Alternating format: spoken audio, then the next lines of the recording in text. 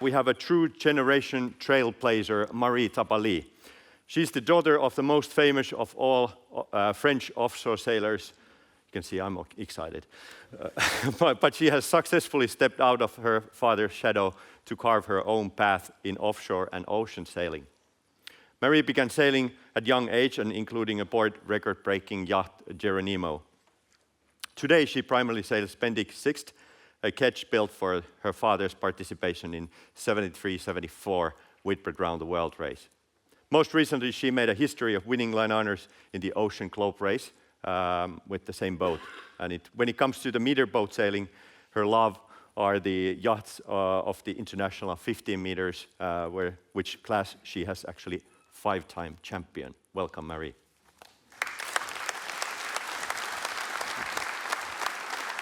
Was that all correct? Thank you. Hello, hello. We have a winner. Really sorry. Usually, all the time I do some talk, I can speak to you and very easily, but in English, thank you. I will read my paper. It would be better for everyone. So I was wondering for this talk if it was the age of the boat that makes it a classic or if it was a state of mind. I grew up on a boat called Pendwick, like everyone knows. A boat I found beautiful, warm and unique, and a boat that was my home on the water. I've always loved this boat, the feel of the wooden deck under my feet, the smell of the varnish. It's still in my hand. It's not the good one. No, it's not the good one. Well, I will improvise. Sorry, I had a very beautiful picture, but it's not a good one. So we lived aboard as a family, sometimes even with a dog, spending all our summer vacations here. To be honest, at the time, I had no idea that this boat was unique in the yachting world. It was unique for me. It was natural for me to be with him and to spend time with him. And yes, when it comes to Pendwick and Pendwick 6, it's a he and not a she. Sorry. I spent a good part of my childhood aboard him, between cruises and outrigger events, which were quite a few at the Atlantic coast at the time. In those days, there were regatta, of course, but also a lot of maneuvering contests, where crews would challenge each other to see who could manage to take a mooring under sail in the most efficient way and elegant way, before lining up on a row along the boom in front of panel of judges. Mediterranean and Atlantic regatta are very different. Atlantic boats are smaller and budgets are much tighter. In general, these boats belong to association or owner who sacrifice everything for them. It's a popular, warm and friendly atmosphere. And this little regatta living at the port and island in summer, like in Noirmoutier or Douarnenez. From time to time, we've seen some very big events, like the Regatta du Golfe in the Morbihan or the Fête Maritime in Brest, every 4 years, which bring together thousands of sailors from all over the world. By the time, we mainly raced against a boat called Pesa, a 1911 Max Orts design, with a 15-meter class bow, 1 meter longer than Pendwick. She beats us upwind, and we stuck to her downwind. Thanks to years of regatta and delivery trips, we create a solid friendship with the crew. And then there were Viola, normally there is a picture, sorry, 19085, who always welcomed me as a little sister. From those years, I learned the camaraderie, the good atmosphere, and the joie de vivre aboard this little jewel. I knew all the sailor songs. I slept in a cell locker, the big balloon gym being the best mattress, with Pendwick 6 mast above me, and the star as ceiling. I love this barefoot, hair in a wind lifestyle, and felt like I was living in a parallel world, a world of total freedom, and above all, a world which is my best friend, my best companion was called Pendwick. A little later, I discovered another aspect of classic boating, the Mediterranean regatta. And that's when I discovered that the world of classic sailing is much bigger than my little Atlantic regatta. I'm also discovering that Pendwick, because of its age, its history, and a very special is very special rebuilt, is a bit of a special boat. I start out hitchhiking on the Mediterranean Sea, first aboard Cambria and Mariquita. I could have done worse. And very soon I have stranded aboard Mariska, the 50-meter class. As the regatta progressed, I learned the code of the South and the rigor required by this type of crew. The love of the boat is the same as the Atlantic, but the boats are bigger and the crew more numerous. Goodbye, gypsy atmosphere. Welcome to the world of yachtmen. There were 7 of us living together aboard Pendwick. Now there are 16 of us aboard Mariska, all living in a hotel. I'm discovering a much more professional organization, including for the smaller boat. I'm also discovering the pleasure of fighting for a boat and the importance of team spirit and coordination. On a classic boat, all the ropes are white. We are doing some yachting. So every time we change sail, there are kilometers of white ropes on deck, and which have to be stowed and reorganized at top speed. On the 50-meter, we don't have any winches. Everything is done by hands and with hoist. Above all, the crew movement have to be meticulous. All the boats are very narrow, and we don't have any safety line. Once the tactician firmly seated on the companionway gives the order to the next maneuver, the whole crew harmonize, no position being more important than another.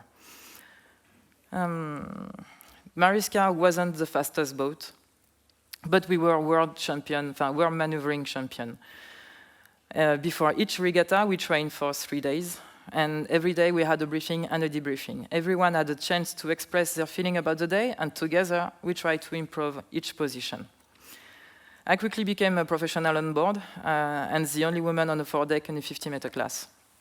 In 8 seasons, we won 5 class championship titles, and we were twice runner-up. For 10 years, we were lucky enough to live through one of the best periods in classical sailing, where on the water we managed to unite the 450-meter class, Mariska as a lady and Twiga and Hispania. And on the coastal courses, we battled against Moonbeam 3, Moonbeam 4, Mariquita, Cambria, Halloween, Helena of London, Shamrock, among others. On land, we were a grand bunch of friends, and at sea, we are hard-working professionals. Above all, we pull on our boat, pushing them to the limit, but always like gentlemen, like yachtmen. We know that we are holding pieces of history in our hand, and that the slightest mistake can put the crew at great risk. I'm very sorry, because I had some nice picture for you. And if you break something, you leave the owner with a very hefty bill. We love our owner, but love has limit.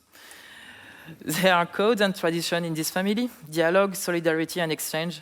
There is elegance, discretion, humor, a lot of it.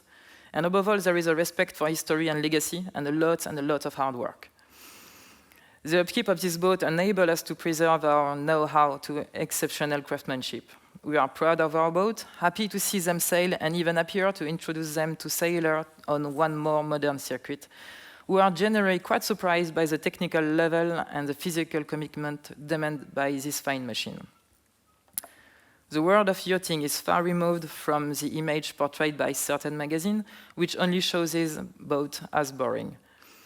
They demand seriousness, rigor, and a high level of expertise, because a rig that carries a 700 kilos boom needs to be respected.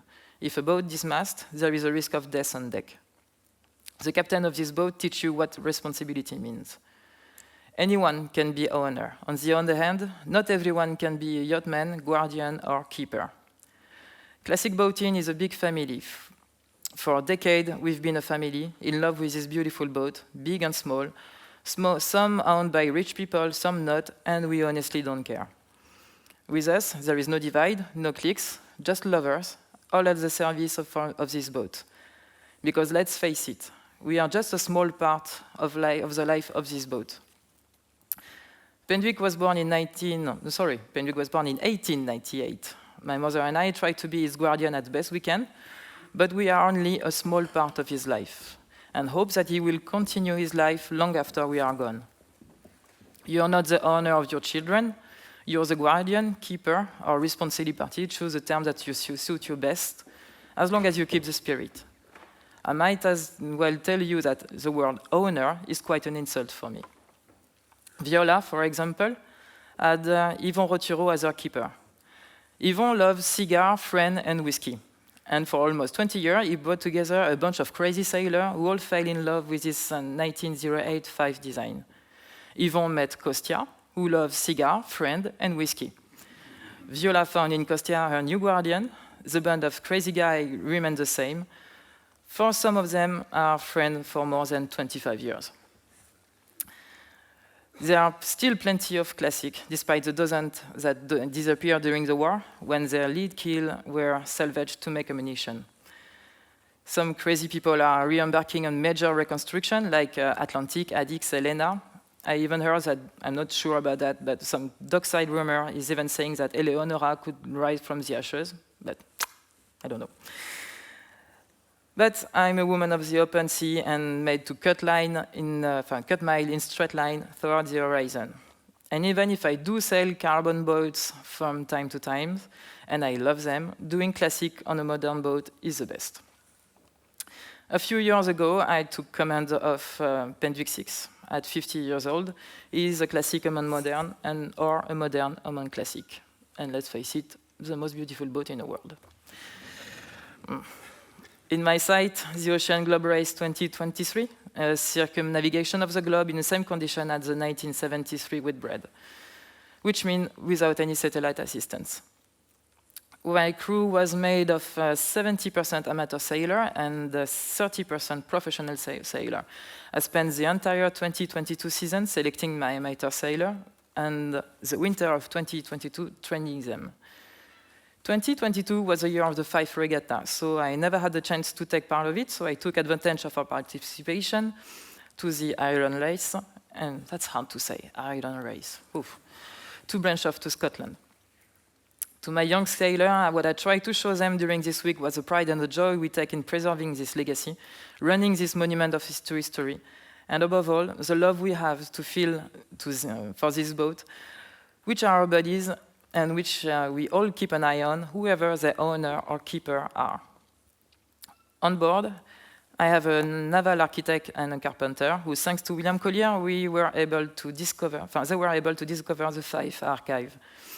Before designing something modern, I think it's very important to know where architects have been before. This week enabled my group to learn about this elegance of yachting, to feel part of Pendwick 6, and to understand the importance of this history. I drew a lot of inspiration from this captain of classic yacht when forming my crew. Many classic yachtmen are not professional and are therefore not motivated by money. For example, on board Moonbeam 4, normally you got a beautiful picture of Moonbeam 4. At each regatta, almost 30 volunteers take time off work to sail on one of the most beautiful boats in the world. But they are sailing in places where hotels are very expensive and as the transport cost. It's time spent away from their family, so it's a pleasure, but also sacrifice. And yet, at every regatta, the boat is complete and performs well. Mick, ex-Moonbeam 4 captain, has managed to unite a team and get them moving in the same direction by taking things seriously at sea without taking ourselves too seriously on land. I won't describe the picture I chose for you right now, but it was nice. It's all very well sailing on a beautiful boat, but above all, it's a story of men and women from many different trades who have to work together. I spent an entire season selecting and training my crew so as to be ready in Southampton Harbour in September 10th in 2023. The race lasts 8 months, and in 2 years at sea, I never had to reflect on their behavior, whether on land or at sea. They are the first to want to wear the uniform I provide, and they are proud to wear Pendwick 6 colors. They are getting to grips with the boat and feel they belong to it. This boat is now a bit like home for them, and thanks to him, they have experienced a unique human adventure. I'm not going to tell you about this round-the-world trip here. I will have to give another talk. But I'm very happy because all these young sailors have had an extraordinary human and maritime experience. Of course, on this round-the-world trip, we found ourselves in some uncomfortable situation. Pendwick 6 is a fairly simple boat, 1 rope, 1 winch. But the force at work on this boat are incredible. If something breaks, or if a maneuver goes the wrong way, all hell breaks loose. It's a boat that doesn't tolerate amateurism, and yet there is a bunch of amateurs on board. My sailors turned out to have a great team spirit. They all had a vision on deck as well, and they all really looked for each other on deck. If you want a boat to work properly, you need two things: a low noise level and a crew to understand that no one position is more important than another. If the helmsman doesn't keep the boat balanced, it's a failure. It's a guy on the spinnaker pool shooks too late, it's a failure. If the guy at the runner doesn't put enough tension, it's a failure, even if everyone else is perfect. We are a team, and we have to act as one. That's also what I like about the Classic, this search for cohesion and harmony in the crew. About Pendwick 6, there were 12 crew members. We have 13 sail, which give us a very large number of sail combinations. The choice of the best sail combination is always an interesting moment, making the best choice between what suits the boat, the crew state of fitness, whether it's day or night, and depending on the helmsman, depending on the weather, and I lost quite some hair. But it's also what enabled us to get the most out of the boat, to make some very fine upwind, average 10 knots in difficult sea conditions, and to surf downwind with very regularly between 20 and 24 knots. Our record being before Cape Horn at 29 knots. But that was very, very scary. I mean, really scary. It's absolutely not normal to go at 29 knots with a boat like Pendwick 6. Since then, a large part of my crew has been training to become a professional sailor or in a profession related to the sea. I tell myself that if Pendwick 6, even at over 50 years old, is still a source of pleasure, it has a bright future ahead of him. The time has come for me to pass on a different way. My boats have to be useful, and I've been looking for some time for a way to making them sustainable so that they are not dependent on me. I won't have any children. I've always been obsessed with their future after me. My mother and I are boat keeper, not boat owner. We belong to the boat, not the other way around. Our society needs human adventure, and there is nothing better than sailing with a crew. Being at sea and with a crew develops very strong values: solidarity, benevolence, listening, mutual aid, and empathy. Pretty much everything that we don't have right now. The world of pleasure boating is currently a very fragile state, despite a large number of enthusiasts. This fragility is due to the changing profile of the new leisure sailor, who, more than their predecessor, needs to be supported on their journey to the open sea. Younger sailors now prefer to turn to some sensational disciplines, such as surfing and kite surfing, which are easier and quicker to learn. Learning to sail remains a complex activity, which can be dangerous if not properly taught. But there are unmarried places where a novice sailor can seriously get to grips to the offshore. Like all legacies, legacy has an educational role to play, helping to pass on knowledge to younger generation, as well as to anyone interested in learning about the ocean and the open seas. Protecting our legacy means helping to pass it on from generation to generation and contributing to our collective memory. Legacy is often the place and occasion to encounter and sharing. Legacy plays a positive role in the ecological transition and the preservation for our environment. We maintain boats. The youngest Pendwick is 50 years old, with plans for the future. At the time when the yachting industry is having to completely rethink itself, it seems essential to us to preserve what already exists and what still works. So I decided to build the Academy Tabarly. The Academy Tabarly will be a place where students can come to learn the fundamentals of offshore sailing, and where they will be accompanied in the realization of their sailing project.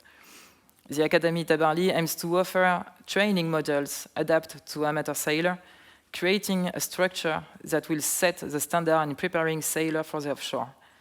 Our aim is to make yachtsmen and women as autonomous and responsible as possible in all areas: navigation, maneuvering, sail making, rigging, seamanship, survival at sea, everything. The 5 Penduic will be inside the academy. Penduic, the first one, will have a program of classic regatta on the Atlantic and Mediterranean coast.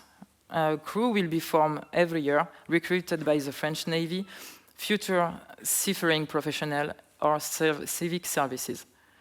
Penduic 2 and Penduic 5 will teach the first steps towards the open sea. Their size and operation, that these 2 boats are reassuring very seriously and are ideal for taking novice out for the first tack.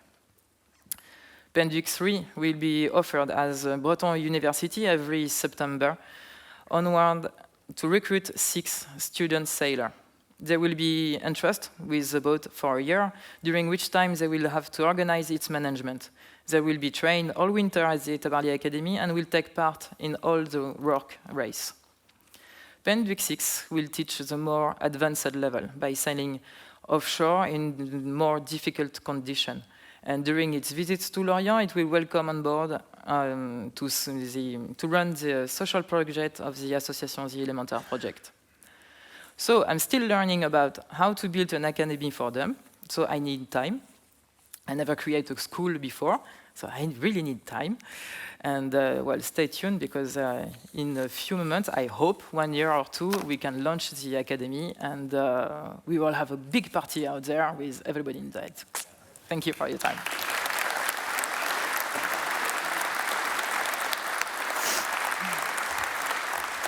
Thank you. I'm going to die now. Sorry. Hey, thank you.